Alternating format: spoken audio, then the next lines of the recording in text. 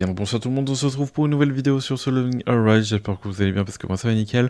Aujourd'hui on se retrouve pour une nouvelle vidéo du coup pour parler du système de guild, du coup on va analyser, on va en débattre et aussi je vais donner mes conseils. Donc comme d'hab, avant de commencer la vidéo, n'oubliez pas de liker, commenter et de vous abonner pour me soutenir. Vous avez aussi mon code créateur qui se trouve dans les commentaires et dans la description. Je compte consacrer plus de temps à l'avenir à YouTube, donc le fait de me soutenir et tout, ça me donne énormément de force. Donc commençons pour justement accéder au guild, créer une guild ou rejoindre une guild. Les deux façons justement de rejoindre une guild, ça va être de cliquer en haut à gauche ici, où vous avez tout simplement besoin de parler au personnage en cliquant justement sur guild. Normalement le personnage sera toujours au même endroit et ça va vous emmener tout simplement dans le lobby. Une fois que vous avez rejoint, créer une guilde ou autre, vous avez le lobby là, donc vous pourrez accéder aux paramètres ici. Vous pouvez voir que vous avez des boss, des missions de guild et tout, infos de guild et tout. Donc la première chose que vous allez avoir déjà en arrivant, ça va être justement le bonus de connexion. Bonus de connexion de guild où on pourra récupérer justement des récompenses qui vous serviront dans la boutique de guild qui sont assez intéressantes, qui en donnent quand même 50, 100, voilà, et quelques petites récompenses à côté qu'on prend, qu'on dit pas non, voilà. Donc voilà par rapport à ça. Ensuite, on va directement attaquer les missions de guild, parce que c'est le plus important dans la vidéo et je veux vraiment que tout le monde voit ça. Donc vous avez des missions quotidiennes que vous allez pouvoir retrouver, 6 exactement. Il faudra tout simplement se connecter, terminer un portail rouge une fois, terminer des missions de rappel 2 fois, éphémères. Donc ça c'est généralement la routine, et avec 15 clés, vous êtes forcément obligé au bout d'un moment de tomber sur un portail rouge.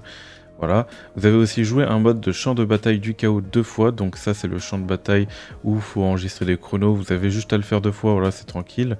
Donc là je peux pas le montrer ici parce que je suis dans la guilde. Établir un record de mode de puissance de destruction. Donc là c'est celui qui peut causer problème à ceux qui n'ont pas beaucoup de puissance et qui n'ont pas beaucoup de level. Mais normalement actuellement je pense que là dans la guilde tout le monde est censé pouvoir le faire. Donc voilà. Ça correspond à un total de contributions, parce que ça va être très important justement de retenir la contribution pour voir si tout le monde fait les quêtes. Donc il y en a 6, donc ça correspond à 180 contributions quotidiennes en mission quotidienne, voilà. Ensuite, vous avez les missions hebdomadaires que vous allez pouvoir retrouver. Donc, vous voyez que j'ai pu déjà faire ça. Donc, j'ai changé dans boutique parce que vous pouvez directement prendre des tickets et tout. On va aller voir ça juste après. Fabriquer au moins un objet, ça aussi c'est simple. Donc voilà, on peut faire ça facilement. Et affronter le boss de guild, vous avez juste à le lancer et pas enregistrer votre score, histoire de justement de finir la quête. Parce que même si vous enregistrez pas sur le boss de guild, vous récupérez quand même la quête. Voilà. Donc voilà par rapport à tout ça, vous avez terminé les missions quotidiennes, donc ça va être facile à faire aussi, ça va se terminer à la semaine, et vous avez 5 jours de connexion. Donc je sais pas encore si actuellement les quêtes se reset à partir du moment qu'on finit toutes les quêtes, donc on passe aux 5 jours, ou s'il faut attendre une semaine pour justement que les quêtes se reset. Voilà, donc j'ai fait le calcul justement, donc ici comme je vous ai dit c'est 180 du coup de contribution, et ici c'est 500 justement de contribution, voilà. Donc si c'est justement des contributions en 5 jours, donc du coup en 5 jours avec les missions quotidiennes, ça fait un score avec les missions hebdomadaires de 1400. Si ça passe à 7 jours, du coup ce sera de 1760, mais pour l'instant on n'a pas la réponse, du coup on attend la réponse, et quand on sera du coup à 5 sur 5. Voilà, si vous le savez, dans les commentaires, n'hésitez pas à me mentionner si c'est 5 ou 7 jours du coup, et puis voilà. Donc en termes de missions de guild, il nous demande justement d'effectuer 120 missions au total avec toute la guilde pour justement récupérer 50 pièces. Donc à partir du moment que vous avez justement une bonne guilde, normalement c'est censé le faire tranquillement. Surtout que c'est à la semaine. Vous pouvez aussi observer du coup votre score de contribution dans tout simplement là où j'ai cliqué dans Info Guild. Vous allez dans Membres de la guilde et vous allez pouvoir observer justement la contribution de tout le monde. Bon, à part si c'est que le chef de guilde qui peut voir ça. Mais là, vous allez pouvoir observer. Et généralement, comme je vous l'ai dit précédemment, si les gens ne sont pas au-dessus de 180 en termes de mission quotidien, s'ils n'ont pas fait les aides de Madère, ça peut se comprendre. C'est pas normal. Donc là, on voit que Bandido, il a fait 180, c'est qu'il a fait ses quotidiens, mais il n'a pas validé les aides hebdomadaires. Voilà. Là, on peut voir que tout est correct. Vous pouvez voir qu'il y a des scores faramineux, mais c'est normal parce qu'en fait, récemment, il y a eu un bug justement de contribution. On pouvait faire en fait tout simplement le double des quêtes. En fait, les quêtes quotidiennes ont reset, tout simplement. Elles ont reset, du coup, on pouvait refaire à nouveau les quêtes quotidiennes. Donc ça a été corrigé, voilà. Mais ça a été, voilà. Ils n'ont pas revu en détail ce sujet-là. Donc comme on peut le voir, là, tout est correct. Donc j'ai vu ce matin, justement, qu'il y avait quelques petits problèmes, mais là, je peux pas... Voilà, par exemple, 130... Là, on peut voir que c'est pas rond, parce que 5 missions, justement, 4 missions plutôt, avec 30 de contribution, ça ne correspond pas à 130 mais à 120. Donc ça veut dire qu'il a fait une quête hebdomadaire de 100 et une quête justement quotidienne de 30. Donc lui, il y a peut-être moyen qu'il soit viré, donc si jamais il peut, je vais peut-être avoir de la place justement à la fin de la semaine dans la guilde. Donc si vous voulez rejoindre, il y a mon Discord. Donc comme vous le voyez sur mon Discord, j'ai mis un salon qui permet en fait d'être recruté ou recruté. Donc si vous avez besoin de chercher une guilde ou une guilde cherche justement des membres, vous pouvez rejoindre le serveur pour postuler ici. Ensuite, par rapport à mes recrutements, par rapport à ma guilde, ça se passe ici, mais les recrutements actuellement sont fermés. Donc si jamais les recrutements sont réouverts, j'aurai juste à mettre une information ici. Donc pour rejoindre justement le Discord, il faudra aller dans la description de la vidéo, vous allez en dessous, ou dans les commentaires, vous verrez Discord. Vous allez dans vérification, vous vérifiez avec un captcha, vous écrivez en majuscule, voilà, le captcha qui est affiché normalement ici. Ensuite, une fois que vous avez rejoint, vous allez dans rôle, vous cliquez sur la dague, voilà, tout simplement pour avoir le rôle solo leveling, sinon vous n'allez pas voir ce salon-là, vous ne pourrez pas le voir. Et une fois que vous avez cliqué sur la dague, vous allez pouvoir accéder ici et descendre pour justement recruter ou être recruté, ou attendre justement que la guilde VTL peut-être recrute. Je préfère que vous cherchiez une autre guilde en attendant, parce que c'est pas sûr justement qu'il y a de la place plus tard. Donc là on peut voir qu'il a fait 2 missions quotidiennes et une mission hebdomadaire. C'est dommage parce que du coup on perd vraiment pas mal d'XP le fait que les personnes ne font pas justement leur quotidien. Donc si vous avez une guilde comme ça, pensez bien à vérifier. Là 180, donc ça a l'air de correspondre, et ça veut dire qu'il n'a pas fait il n'a pas validé ses hebdomadaires, c'est pas un problème parce que on peut le faire la semaine, et voilà à peu près pour ça. Après on vérifie, il y a aussi par rapport à aujourd'hui, tous les calculs se feront à la semaine. Donc pourquoi faire ces missions de guilde? Bon bah déjà pour profiter justement à la guilde, de monter en niveau et tout, et aussi parce que vous allez tout simplement pouvoir récupérer des récompenses grâce justement à vos tâches quotidiennes. Vous voyez que là actuellement vous pouvez récupérer de la poudre, de l'or, des clés et tout, voilà, on prend et tout, mais le plus important ça va être justement le ticket d'invocation que j'ai déjà pris, j'ai pris les 5 directement, c'est le plus important. Et sachez que justement la boutique reset dans 2 jours, donc il faut savoir que normalement c'est tous les mois si j'ai bien compris, et c'est pas toutes les semaines, parce que on a une boutique similaire justement qui reste 2 jours et 12 heures, qui est similaire et qui reset tous les mois. Donc voilà, il est possible, je pense à la boutique justement, quand on recycle les matériaux d'armes et tout, on obtient des lingots et tout, de l'XP. Et ben dans cette boutique, c'est le même temps. Je vous laisse justement partager votre avis à ce sujet, si ça reset toutes les semaines ou tous les mois, voilà. Ensuite, vous pouvez voir que au fur et à mesure qu'on va monter en niveau, on va avoir des récompenses intéressantes. On voit que des traces d'ombre, ça va être intéressant à récupérer. On peut voir que justement la vérité des fragments de lance de chevalier va être important justement à récupérer pour craft l'arme SSR. Ensuite vous avez les fragments abyssales qu'on peut retrouver aussi, les énergies abyssales pour justement vos ombres, qui sont des ressources plutôt rares, surtout celle qu'on peut trouver là, esprit abyssal, qui est très très compliqué à obtenir, donc une ressource très importante à y récupérer. Ensuite vous avez une clé de bataille de chaos pour ceux qui sont intéressés. Après ça je le recommande moins. Vous avez extraction magique qui va être très important, certes une fois tous les mois, c'est une ressource très compliquée à avoir, donc vraiment importante à récupérer. Vous aurez le tissu imprégné pour ceux qui aiment avoir des du coup chromas, et vous avez l'invitation de l'atelier de la lumière qui vous permettra de faire un travail supplémentaire par mois. Donc c'est pas beaucoup je trouve, si c'est vraiment par mois. Si c'est par semaine, c'est beaucoup, ça va, c'est correct.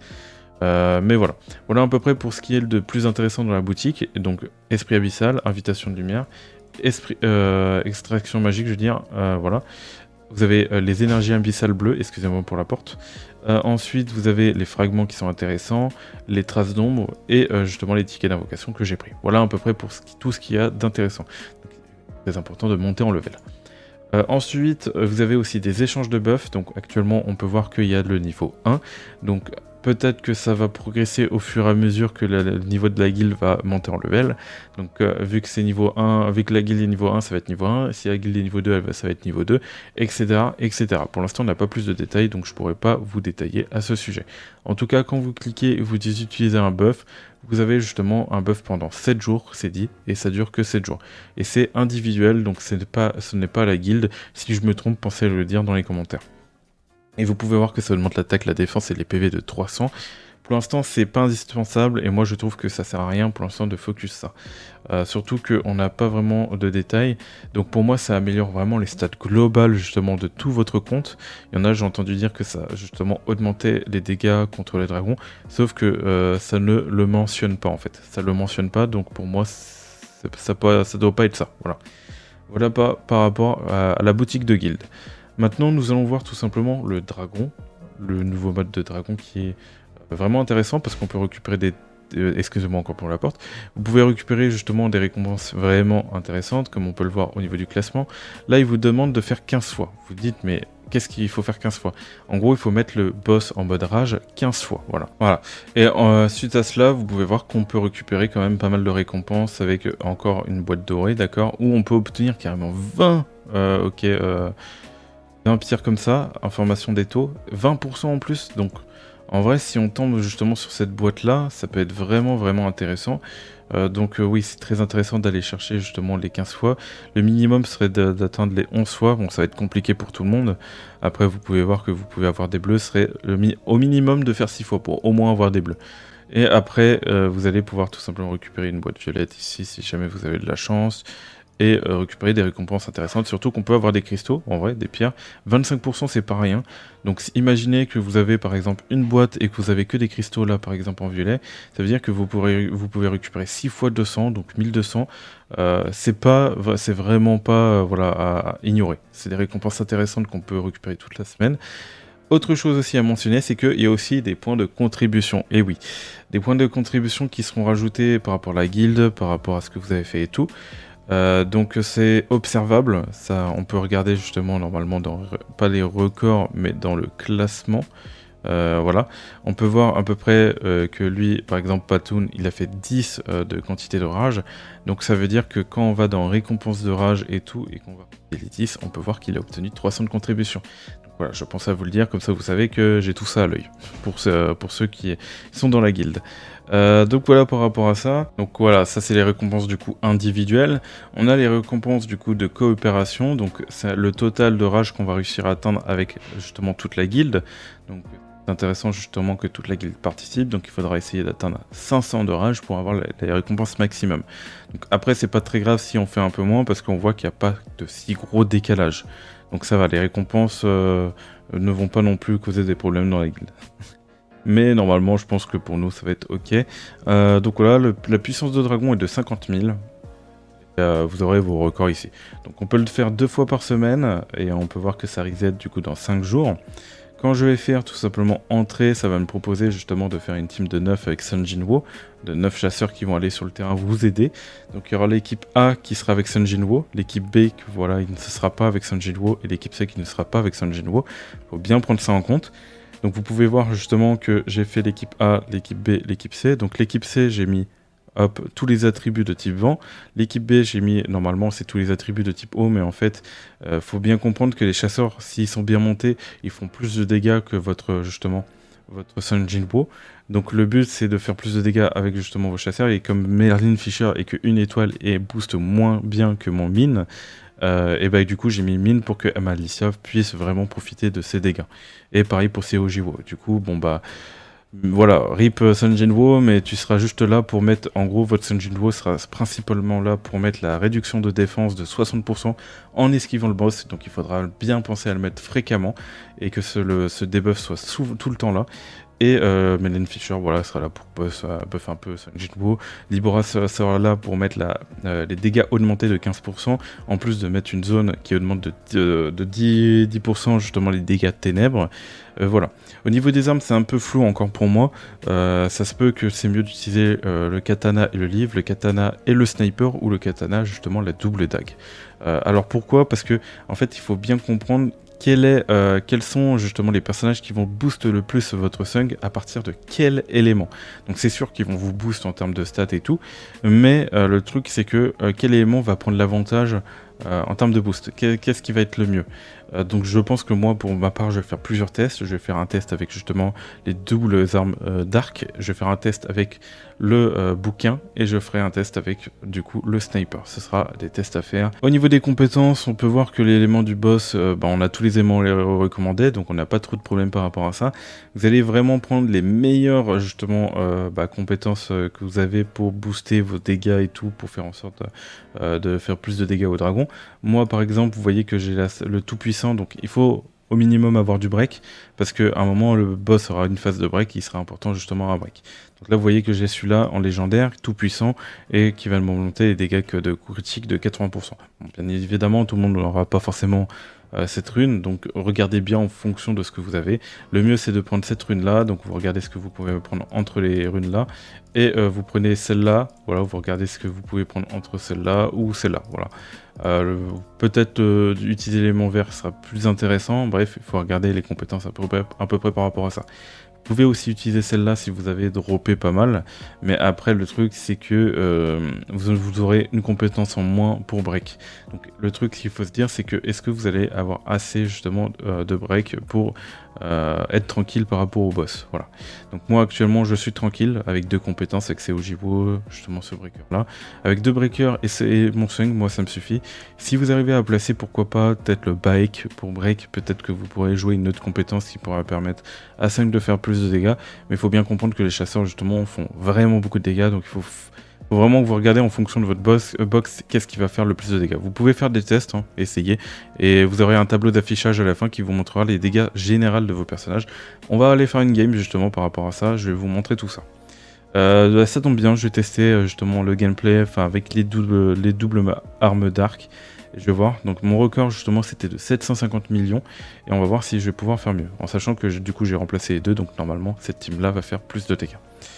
Voilà, au niveau des autres personnages, c'est vrai que je ne l'ai pas forcément mentionné, mais vous pouvez mettre d'autres personnages. Hein. Si vous avez une team d'arc, vous n'avez pas forcément tous les persos, vous pouvez jouer l'archer avec Libra. Ensuite, vous mettez un support. Le mieux serait de mettre un support dans chaque team. Si vous n'avez pas un support dans chaque team, et avec la team... après c'est compliqué. Donc mettez vraiment vos personnages les plus importants justement avec les healers. Comme ça au moins vous êtes sûr qu'ils survivent. Et pourquoi pas mettre Seojibo pour qu'elle shield justement les autres membres pour qu'ils survivent un peu plus. Voilà. C'est terrible, j'ai fait n'importe quoi. Hop, on va du coup remplacer. Hop, voilà. Ensuite vous pouvez faire une team avec les deux là, vous mettez un support à côté. Vous pouvez rajouter Baek. Vous pouvez aussi mettre lui si vous n'avez pas beaucoup de personnages SSR. Qui peut être intéressant parce qu'il shield pas mal. Vous avez Packaging qui peuvent être intéressants, lui, vous avez la soigneuse du coup, SR si vous en avez pas d'autres, et puis voilà, vous avez elle, c'est dans la team feu en fonction, mais faut bien plus penser à avoir un support et tout pour heal et tout, et vous avez lui aussi qui peut être intéressant, ou lui, voilà. Voilà à peu près pour les personnages qui peuvent être intéressants sur le mode. Maintenant que je vous ai parlé de tout, on va tout simplement lancer la run, et on va faire une petite game de dragon, voilà. Et je vais pas enregistrer mon score, je vais juste vous montrer comment ça se passe. Et je vais essayer en fait de faire le meilleur score possible. Et si je vois que c'est plutôt pas mal, que ça perd bien, je pourrais peut-être enregistrer le score. Mais en soi, je pense que d'abord faire plusieurs tests avant de faire ça. Donc, excusez-moi, ça claque des portes, ça secoue les verres, ça joue des maracas. C'est terrible. Ça fait du bruit. Mais bon, c'est pas très grave. Allez, on a le chargement. Donc, c'est vrai que je suis en train de me poser la question, mais en vrai, 9 chasseurs sur le même terrain, c'est vrai que c'est un peu...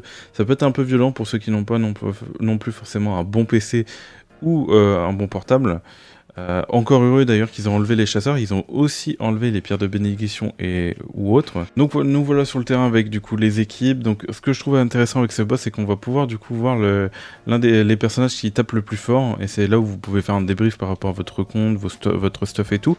Donc c'est vraiment pas mal, c'est comme une sorte de mannequin en fait maintenant qu'on a au début du jeu, donc voilà, rip à lui. Donc là vous voyez que j'ai esquivé, j'ai directement mis la réduction de défense de 60%, et ça c'est important de le mettre dès le début parce que vos chasseurs vont pas mettre la réduction de def. Donc chaque attaque, ce sera extrêmement important d'esquiver. là, on esquive, on met la réduction parce que dites-vous qu'il y a quand même 9 chasseurs qui tapent derrière. Donc si vous avez une réduction de 60% sur 9 chasseurs, c'est complètement énervé en fait. Tout simplement. Là, il s'apprête à esquiver. Là, malheureusement, j'ai pas... Ah, ok, non, ouais, j'avais pas le pattern, Voilà, après, il faut apprendre le boss. Après, c'est pas très grave aussi. Là, il a donné un coup de patte, du coup, j'ai pas pu esquiver. J'ai pas la réduction de def, du coup, je peux pas profiter des 60%. Hop, là, je peux. Nickel. Du coup, je vais pouvoir taper. Hop, je vais faire ça. Là, bah, tous les personnages vont pouvoir faire beaucoup de dégâts. Alors, des fois, Sun Jinwoo, je sais pas pourquoi il se met à taper ailleurs. Ok. Là, il va se mettre à cracher.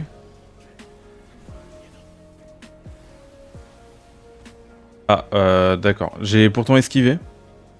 Mais ça n'a pas pris en compte. Et ce qui est chiant, c'est que, ouais, il y a beaucoup de marche à faire. Donc, il faut réussir à optimiser, justement, la distance que vous avez, justement, avec le boss et tout. Donc, en vrai, ça peut être un peu compliqué. Donc là, j'ai gardé l'ulti pour l'utiliser après le katana. Et après, je vais pouvoir voir les dégâts justement de mes chasseurs pour voir s'ils ont fait un record ou pas. Mais après, le problème c'est qu'il est resté pendant un petit moment justement sans def réduite. Donc il faut faire attention parce qu'il va peut-être bientôt avoir aussi sa... Ok, nickel, j'ai eu l'esquive. Je place l'esquive. Ça n'a pas mis l'esquive. Ça c'est chiant. Ça c'est chiant quand ça arrive. Généralement, ça veut dire qu'il faut se replacer et tout, mais vas-y. Oh, attendez. Allez. Ok. En plus, je les stun, s'il vous plaît. Allez, faites un break. Ok, nickel. Enfin, j'ai esquivé pile au bon moment, du coup, j'ai eu de la chance. Hop, on lui fait des dégâts, nickel. Et là, vous avez vu qu'il avait mis sa barre de shield et je sais pas ce que ça fait si on le break pas, mais je pense que soit il nous met plus de dégâts, soit... alors celle-là, elle est inesquivable, je crois. Hop.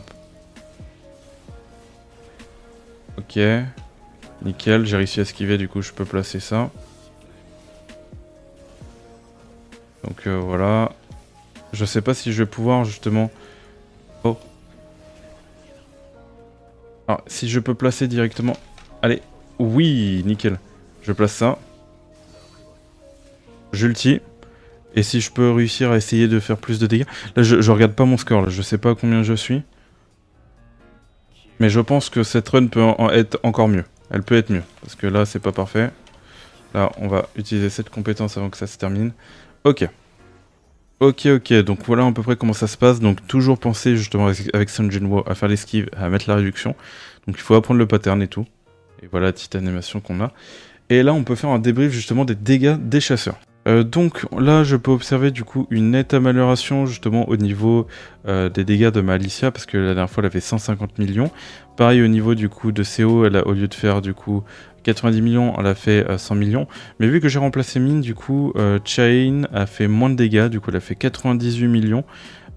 Si je me rappelle bien, enfin, elle avait fait du coup plus de dégâts, 150 millions il me semble. Ah non, c'est Alicia Blanche qui avait fait ça, mais elle était un peu au-dessus. Et Sun Jinwoo, bah, j'ai amélioré mes dégâts. Avant j'avais fait du coup 75 millions avec le sniper, et là sans le sniper du coup j'ai pu faire 79 millions. Donc je suppose que du coup les armes dark sont plus intéressantes à utiliser. Après je testerai du coup avec le bouquin pour voir si c'est pas plus intéressant d'utiliser une arme haut. En tout cas voilà, ça c'est plutôt intéressant le tableau de score. Donc on peut voir que bon, bah, les supports forcément sont ceux qui font le moins de dégâts. Elle fait pas non plus énormément de dégâts le support, mais on peut voir que c'est elle qui dépaisse le plus entre les deux autres chasseurs. On peut voir que le breaker va faire quand même un peu de dégâts, mais il va être surtout utile pour break le boss. La Liboral est là surtout pour mettre les dégâts augmentés de 15% pour justement augmenter les dégâts des autres personnages. Chain, bon bah elle est là pour DPS. CO, elle est là pour shield DPS, bon elle est là. On voit que tout le monde a fait son job. Tout le monde a été là pour faire son job, c'est nickel. Maintenant... Est-ce qu'on peut améliorer la team? Est-ce qu'on peut faire mieux?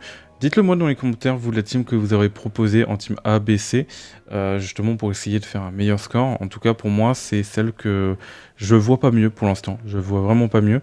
C'est ce qui va vraiment jouer, ce sera au niveau des armes de Sanjiro et tout. Après, vous n'avez pas non plus gagné énormément de dégâts avec Sanjiro. Mais on peut faire mieux. Je pense que je peux, peut-être si je joue bien ou j'ai peut-être une run perfect, je peux faire taper les 800 millions, voire peut-être plus, hein, si vraiment mes DPS sont là. Mais voilà. En tout cas, on peut voir que Amamiya est très présente. Elle est là, elle buff énormément. Enfin, elle DPS énormément, 215 000. Et pourtant, c'est pas elle qui a le meilleur stuff, mais c'est ma Alicia. Donc, faut bien prendre ça en compte. Et puis voilà. Voilà, j'espère que vous avez aimé cette vidéo, c'était tous les détails, les analyses, mes conseils justement par rapport au système de guild qui a été implémenté. J'espère en tout cas que vous avez aimé la vidéo, n'oubliez pas de liker, commenter et de vous abonner, ça me donne énormément de force et moi ça me pousse à faire d'autres vidéos et tout, et surtout que je compte m'y lancer sérieusement.